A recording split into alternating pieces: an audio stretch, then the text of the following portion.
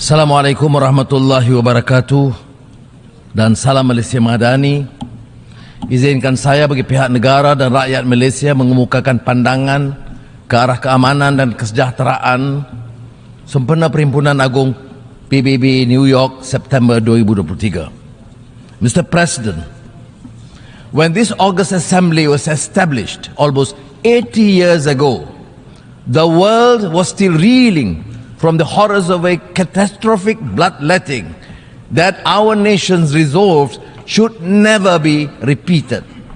A decision profound in wisdom, magnanimous in intent, and bold in ambition was made so that the General Assembly would become the main deliberative, policy-making, and representative organ of the United Nations.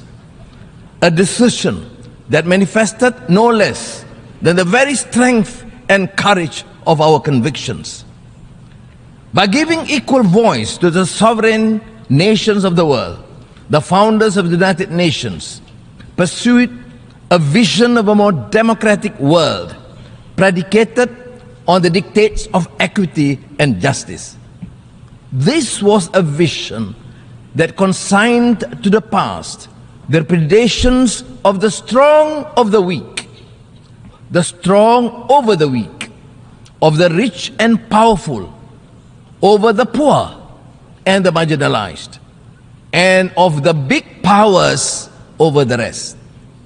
That vision, in my opinion, has been utterly shattered to pieces. Today, we find that the major powers and those that aspire to greater international status are increasingly casting the United Nations aside for smaller, supposedly more efficacious platforms. As the powers that be continue to pay lip service to the imperative of multilateralism, we see the emergence of minilateralism instead, effectively becoming fragmented configurations of power. Mr. President, we are living in a deeply polarized world. We are seeing major power rivalry unfolding with consequences that will negatively impact nations, especially the smaller ones in the regions of conflict. The upshot is that we are confronted with a geopolitical and geostrategic dilemma. While the major powers continue to assure that a binary choice is not being imposed, the reality for many is that it is the only choice offered. Unchecked, this will ultimately lead once again to a world where the masses are unrepresented, where the few rule over the many, and the many resent the few.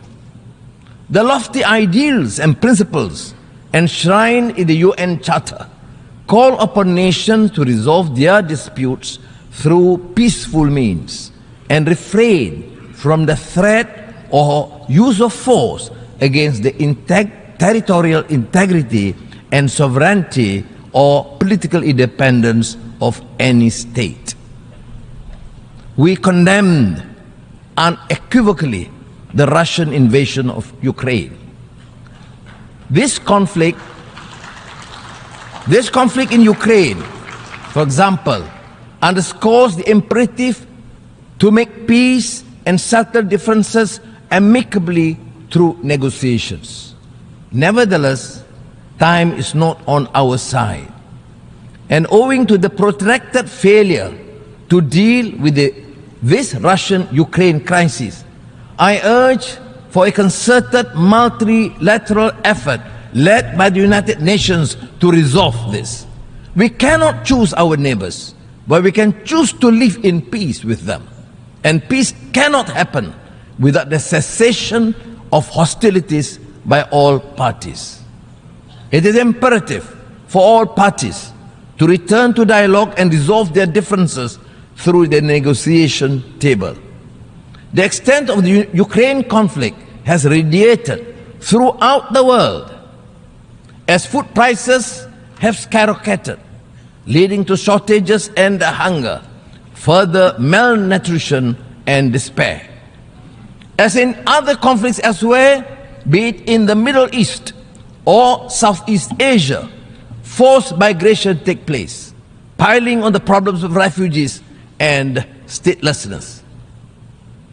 Mr. President, in the Middle East, the politics of dispossession continues with a vengeance, with more illegal settlements being built, stripping Palestinians of land that rightly belongs to them.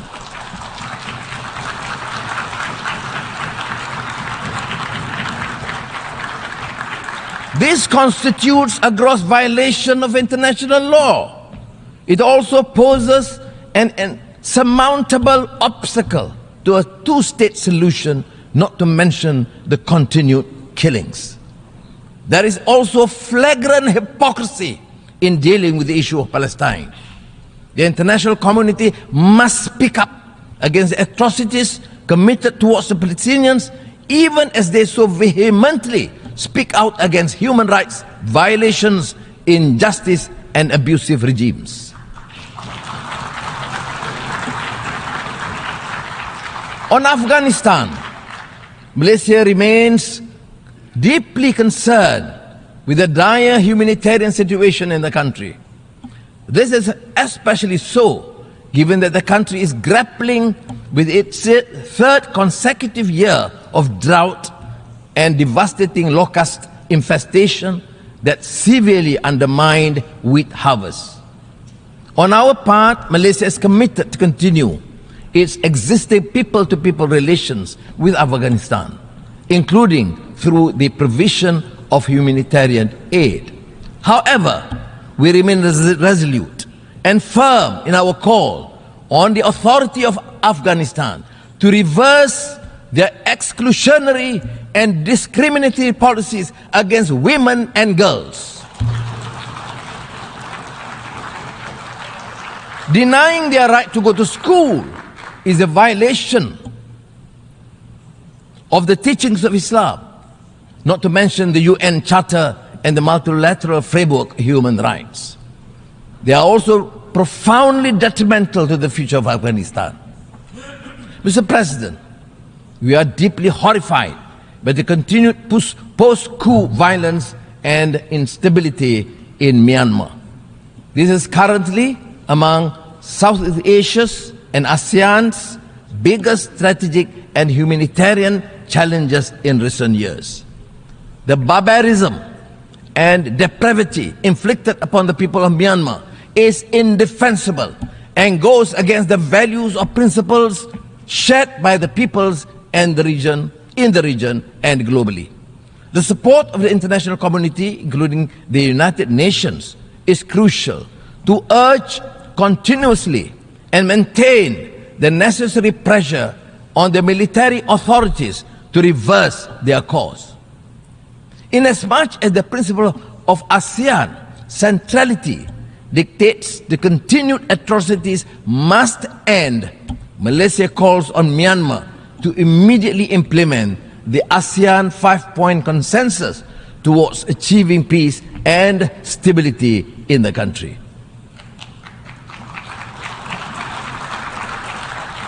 ASEAN is navigating the rivalry between the major powers in the Asia Pacific.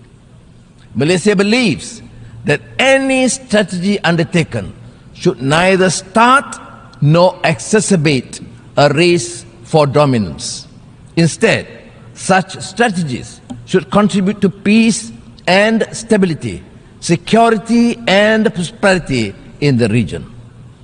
Mr. President, scientists have confirmed that the world has just experienced its hottest summer in history. We have heard Secretary General Guterres gravely declare that climate breakdown has begun. Even Malaysia is seeing an increase in adverse impacts of climate change, with increasing temperature, rising sea levels, intensified monsoons, and erratic weather patterns disrupting livelihood and degrading local ecosystems. As such, we have not a moment to lose. Malaysia is doing its part by developing low carbon and renewable energy roadmaps to implement mitigating and adaptation strategies. The newly launched National Energy Transition Roadmap should aid us in achieving our NDCs as well as lighting the path towards our net zero aspirations. Discussions on climate change in the absence of equity, justice, and the necessary means to assist and empower countries to undertake greater climate action is an exercise in futility. We also urge the developed countries to fulfill their commitment of mobilizing $100 billion a year to support climate ambition endeavors of developing countries, while recognizing that trillions of dollars per annum will be needed in the near future. Mr. President, the 2023 SDG report has confirmed that we are falling behind, with nearly a third of the targets either at the state of inertia or worse, regressing. The global economy is also projected to continue to be weighed down by geopolitical uncertainties, supply chain disruptions, increase in commodity prices, as well as challenging financial conditions. This has widened the gap between economic growth and income, leading to a continuous disparity. As the growth in income fails to match economic growth, households become burdened with debt. We now have the super rich living side by side with the ultra poor. The contrast lies starkly in the things that matter: food on the table, shelter, access to quality education, healthcare. These factors cry out for drastic systemic reform, a total reset of global institutions that impact our lives. Or else we will continue to face widening inequality, setting apart nations and peoples. Mr. President, we are concerned over the emergence of a new form of racism characterized by xenophobia, negative profiling, and stereotyping of Muslims. This is manifested in an alarming trend of hatred, intolerance, and acts of violence against Muslims and their sanctities. We are appalled by the legitimization of these acts under the feeble defense of human rights. Quran burnings are nothing but a clear Islamophobic act intended to incite hatred.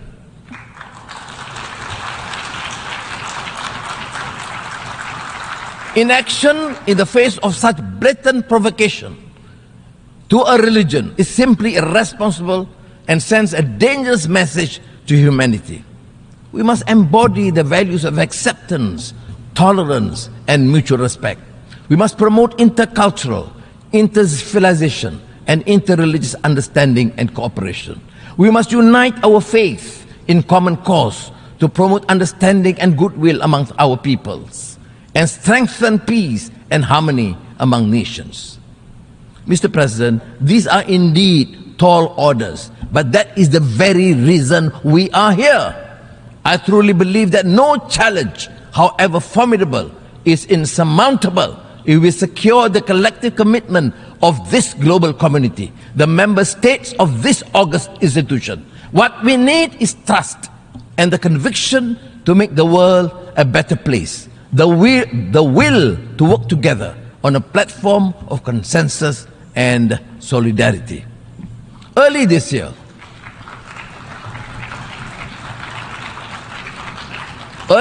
I introduced Malaysia Madani, a vision built on the pillars of core values that we believe are indispensable in any harmonious, thriving, and peaceful society.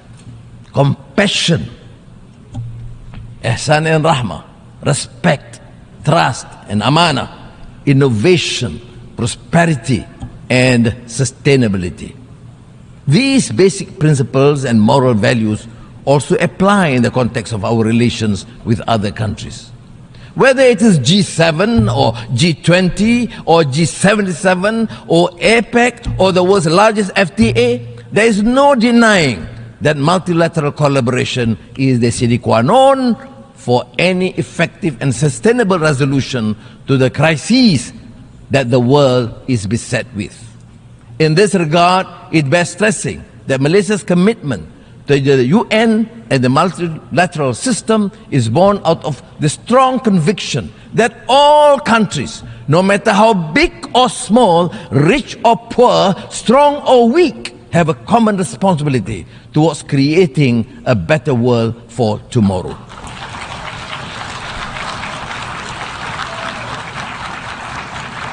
The world and our future in it is what we envision and construct it to be. Malaysia believes we can achieve this through greater trust and strengthen multilateralism. The United Nations can be the vessel to take us from despondency to a brighter future, from uncertainty to optimism, and from vulnerability to resilience. Terima kasih